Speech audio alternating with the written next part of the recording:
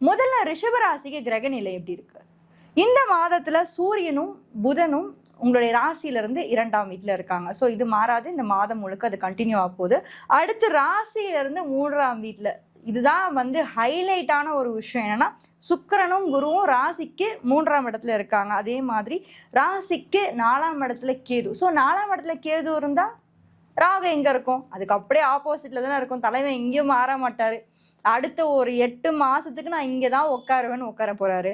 அடுத்து சனி பகவான் உங்களுக்கு ஒரே ஒரு சூப்பர் ஸ்டார்.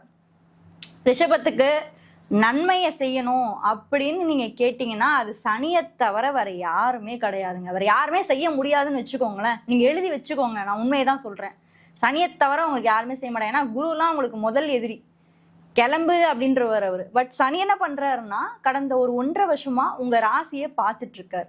அதுவும் எங்க இருந்து? 11ஆம் இடத்துல இருந்து பார்த்துட்டு இருக்காரு. நிதானத்தை நிறைய பேர் கத்துருப்பீங்க. ரிஷபராசி எதை கத்துக்கிட்டீங்களோ இல்லையோ, மனசாட்சி தொட்டு சொல்லுங்க, பொறுமையா சனி வளர்த்து விட்டுருப்பார்.